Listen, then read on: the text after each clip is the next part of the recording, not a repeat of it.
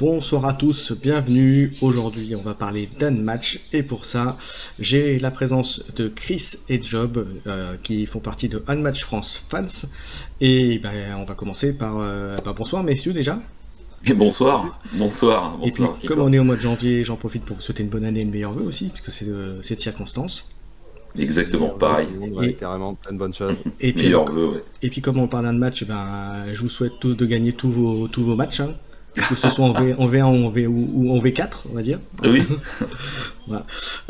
Alors, on va commencer par pour vous présenter un petit peu, puisque vous êtes là aussi pour ça. Donc, qui veut commencer, Chris ou Job? Oui. D'accord. Allez, vas-y, lance-toi. Allez, c'est parti. Écoutez, donc je m'appelle Christophe. Alors désolé un peu, j'ai un peu plus de voix, mais 45 ans, j'habite sur Clermont-Ferrand. Donc moi j'ai découvert Unmatched l'année dernière. J'ai failli passer à côté en fait. C'était ça surtout le grand défi, c'est que j'ai découvert la boîte chez mon revendeur, ma boutique de jeux, et j'ai fait mais c'est le jeu qu'il me faut à ce moment-là quoi. Donc j'ai testé, je suis tombé amoureux du jeu. Oui. J'ai acheté les boîtes qui étaient sorties à ce moment-là, donc avec Robin des Bois et le volume 1.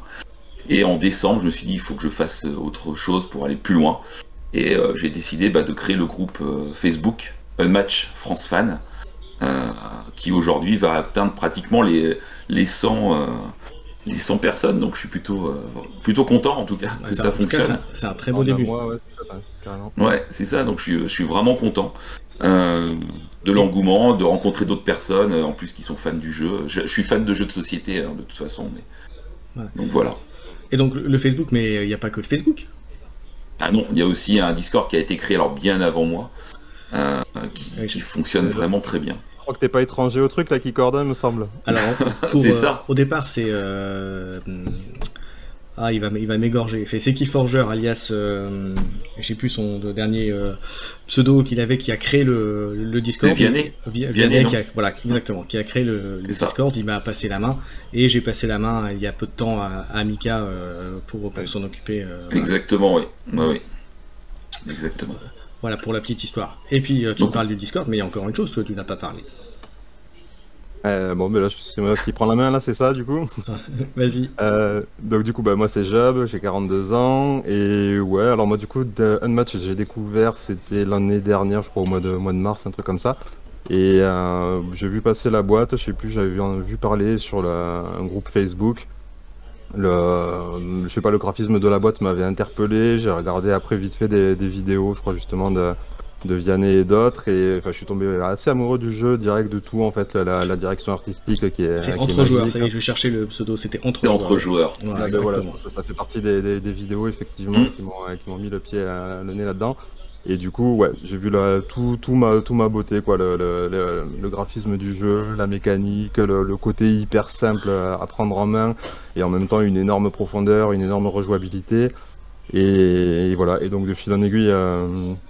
Après, j'ai cherché le moyen de jouer un peu plus parce que j'habite à la campagne et j'ai pas forcément le moyen de jouer IRL aussi souvent que je voudrais. Donc du coup, ouais, je m'étais orienté vers le Discord. J'étais atterri sur le Discord de Restoration Games, du coup l'éditeur initial d'Unmatched, et sur lequel il y a beaucoup de joueurs justement qui jouent en ligne. Et c'est à partir de là, c'est Misha qui m'a vu traîner par là, qui m'a alpagué justement sur le Discord FR. Et voilà, et donc du coup on a lancé, on a commencé à faire des parties ensemble avec lui et d'autres, et puis de fil en aiguille effectivement il y a cette envie de faire des tournois qui s'est lancé, et voilà, donc du coup ce qui nous amène effectivement à ce tournoi là dont on va discuter un petit peu après, qui va commencer à la fin du mois de janvier, et voilà en gros. Et donc du coup oui, donc le projet, je pense là où tu voulais en venir, c'était que donc du coup il y avait ce tournoi qui allait se lancer. Et en parallèle, du coup, pour mettre un peu justement lancer le truc, on a fait une chaîne, non, c'est une chaîne. Disons que j'avais commencé à faire des vidéos pour montrer un peu les deux derniers decks de Little Red et Beowulf. Et elles sont plutôt pas mal d'ailleurs. Hein. Ah oui, elles sont vraiment très bien. Et ça, et du coup, et Tabletop Simulator qui va être la plateforme du coup sur laquelle aura lieu le tournoi. Donc de façon voilà, favoriser, donner envie, voilà, essayer de... Oui, le Tabletop d'ailleurs, le module est très bien fait en plus, donc très didactique, très dynamique, et puis c'est presque du plug and play, donc c'est vraiment... Donc c'est complètement, ouais. Donc ça c'est plutôt pas mal, et ça respecte bien aussi les règles du jeu, donc ça c'est bien. Oui. Voilà. Il n'y a pas de... Pour avoir fait moi-même aussi un petit tuto pour le TTS, effectivement, il n'y a rien de compliqué dedans. Effectivement, le plus compliqué finalement, c'est d'avoir le logiciel dans Tabletop Simulator, mais après le reste, ça va tout seul, quoi. Carrément. Alors, messieurs, j'ai une petite question à vous poser. Quel est votre personnage préféré actuellement, d'ailleurs, dans un match? Ah, c'est un complexe. Call. Ah, c'est toujours complexe. J'ai toujours un amour pour chaque personnage. Mais ceux à qui je joue peut-être le plus, il y a Robin des Bois, que j'aime beaucoup, cette mécanique-là, avec ses acolytes aussi, vraiment sympa. Et l'homme invisible. J'aime beaucoup aussi le fait qu'à un moment donné, on puisse sortir du plateau. Moi, j'aime beaucoup. Voilà. Ah, j'aime beaucoup ça. Et un que les gens aiment pas spécialement, j'ai l'impression, c'est Dr. Jekyll, Mr. Hyde. J'aime beaucoup.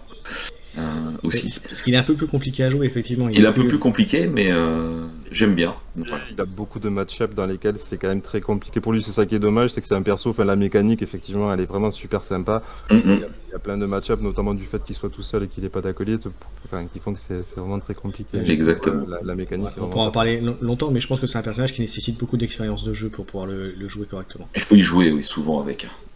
Je pense. Même le roi Arthur a ses chances aussi. Oui, bien sûr. Savoir le jouer aussi. Mais tous les persos sont. Mais tous, leur chance. Ouais. C'est juste après, c'est la façon de le jouer, et puis. Et même sur tous les personnages, après, bon, il y a forcément des match-up plus ou moins faciles, ou plus ou moins. Comment dire, avec un petit avantage, on va dire, en termes de gameplay et de jeu, mais globalement tous les personnages ont leur chance, hein. Après c'est une question de savoir jouer et d'expérience aussi derrière, hein. Mais c'est ça, mais voilà, s'il fallait en choisir qu'un pour l'instant, oui, ça serait Robin. Robin des Bois, ouais. Et toi, Job? En ce moment, je suis, du coup, je sais pas, de fait d'avoir fait des vidéos là sur Little Red et BO, là, je suis pas mal sur les deux, là, j'aurais du mal à choisir un plus que l'autre. Je choisis un BO qui est pas un personnage hyper populaire, mais au final, j'aime bien sa mécanique. J'aime bien déjà les persos en général qui frappent un peu fort, et ouais. Donc du coup, à la base, c'était plus Alice que j'aime bien aussi, qui est pas forcément des personnages les plus balèzes, mais en termes de mécanique que je trouvais sympa. Et ouais, Little Red qui est vraiment complexe pour le coup, super complexe mais super intéressante. Et Beowulf qui est chouette aussi. Alors, après, il y a un peu de niveau de réponse selon que c'est en casual ou en compète. Ce sera pas forcément les mêmes réponses. On trouve vraiment juste le plaisir de la mécanique et après la capacité du coup à faire face à des combattants un peu balèzes. Les deux sont intéressants justement à ce niveau-là, Little Red et Beowulf. Si on sort un peu des trois plus balèzes, qu'on appelle les Big Three, du coup les Sherlock, Méduse et Bigfoot, si on sort de ces trois-là, effectivement, justement ces deux-là s'en sortent assez bien au final face à certains d'entre eux. Donc ouais, je pencherais plutôt pour ces deux-là en tout cas en ce moment. D'accord, donc on rappelle que un match est distribué en France par Yellow et que Little Red et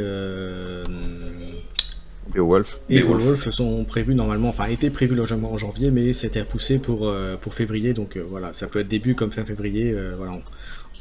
N'est-ce pas, Chris? Plus fin. Ouais, plus fin apparemment, d'après ce qu'on m'a dit. Voilà, donc la crise Covid touche aussi les distributions, les distributeurs de jeux, donc voilà, il faut prendre notre mal en patience pour les passionnés de ce jeu, il faut attendre un petit peu. Exactement. Voilà. Et en attendant, on peut jouer sur TTS, et donc on peut jouer à votre tournoi. Alors, maintenant on va parler du tournoi un petit peu, mon cher Job à nouveau, hein. Je suis désolé Chris, hein, je crois que c'est plutôt Job qui va parler là-dessus. Ah oui, ça va être lui le grand spécialiste là, pour le coup.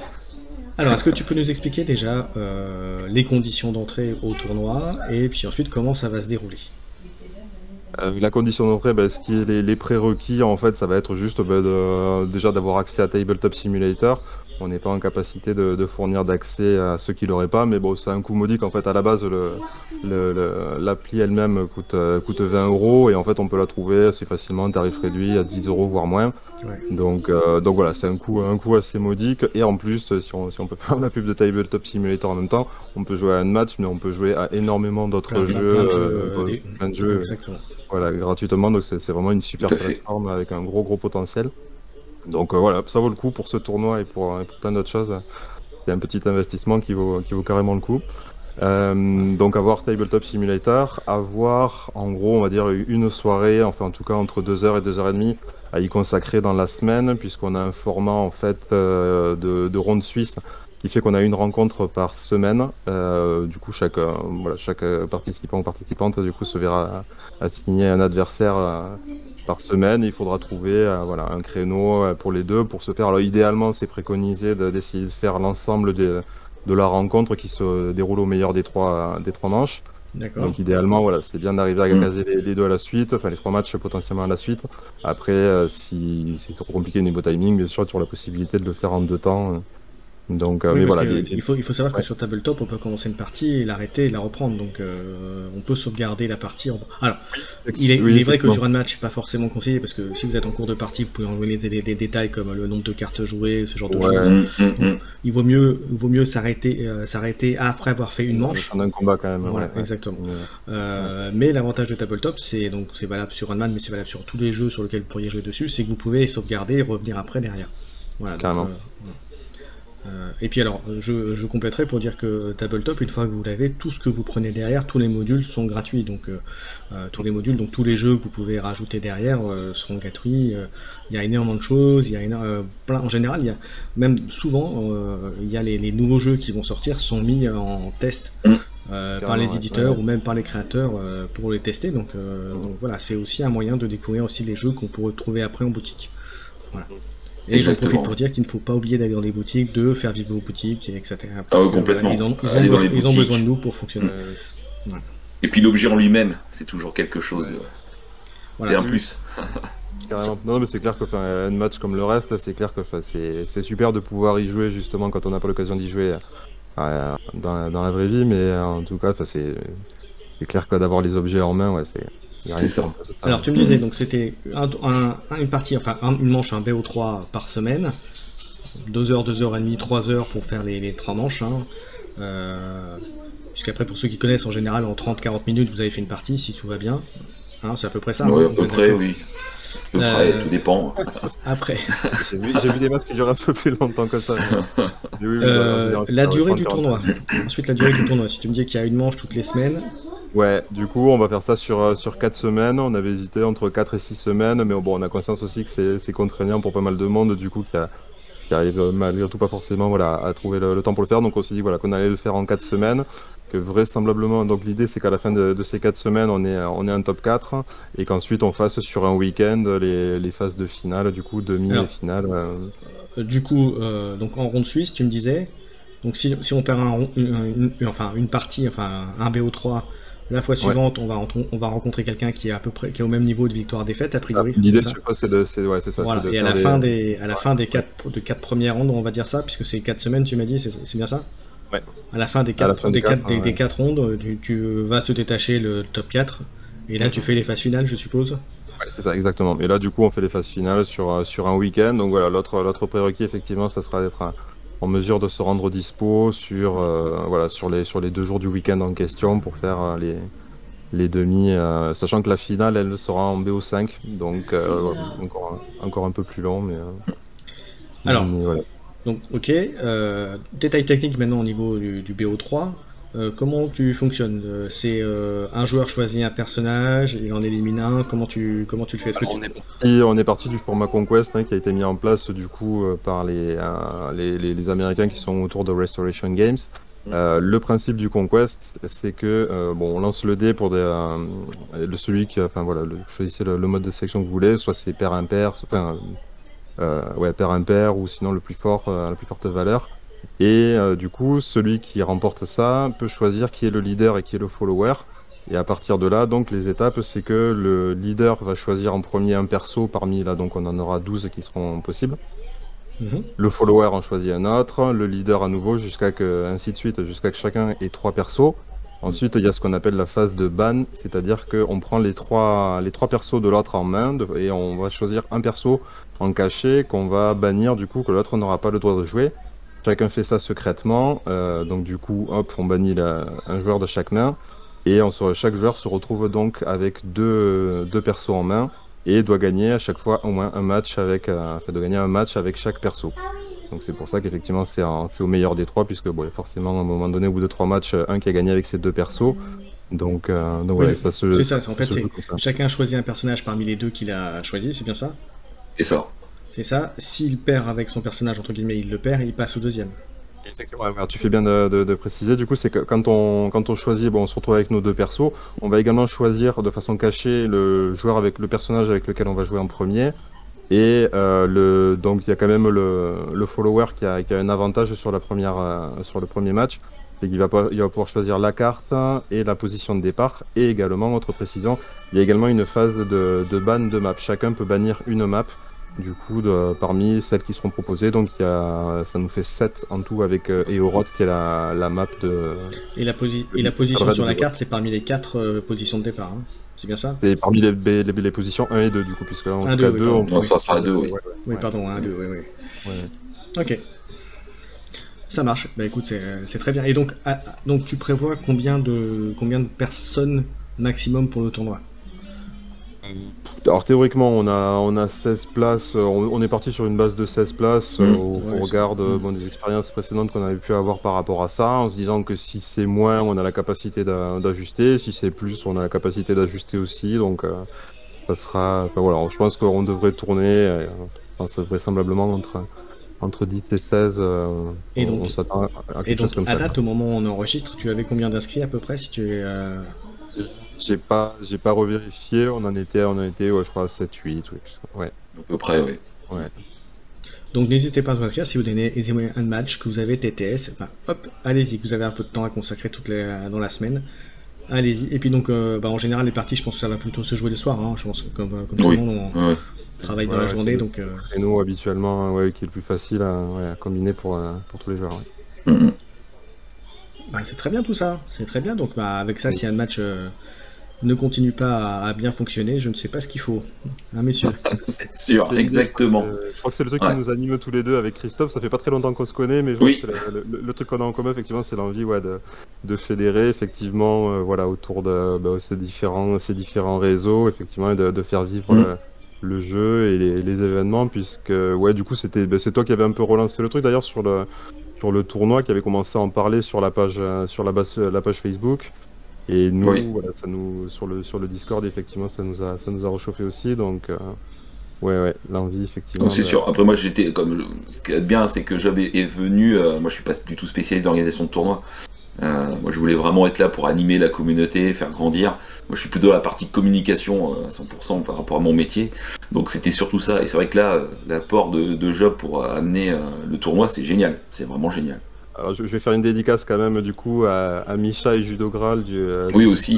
Qui sont autrement plus aguerris que moi sur le tournoi, et avec qui, en fait, on avait beaucoup travaillé justement sur un peu la réflexion sur l'organisation d'un tournoi qui avait eu lieu avant. Oui, puis en plus, ils animent super bien le Discord and Match, donc il faut reconnaître qu'en plus... vraiment bravo aussi pour l'accueil.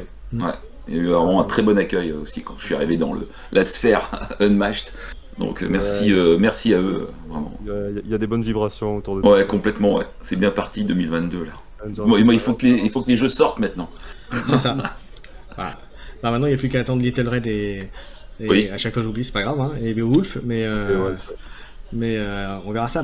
Après vous l'avez sur le TTS, hein, de toute façon c'est rôles, je crois. Hein. C'est ça. C'est un des avantages aussi qu'il y a effectivement sur la version numérique, c'est qu'on a la capacité en fait à avoir. On est en avance par rapport à la publication en France.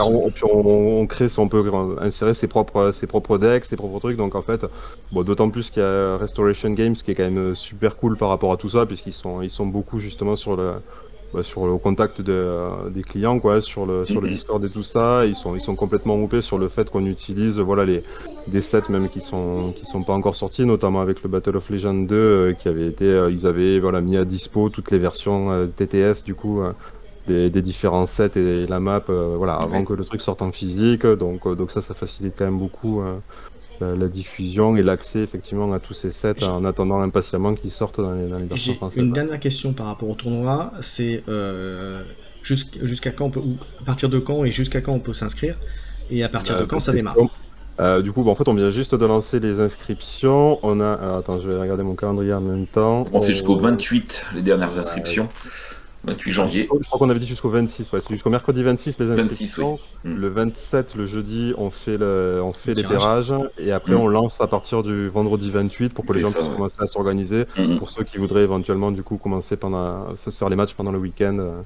Voilà. Et donc, effectivement, les semaines vont être découpées comme ça. En fait, on commence la semaine, les rencontres le vendredi. On a jusqu'au jeudi suivant pour finaliser, renvoyer les résultats pour qu'on puisse organiser, nous, après les rencontres suivantes.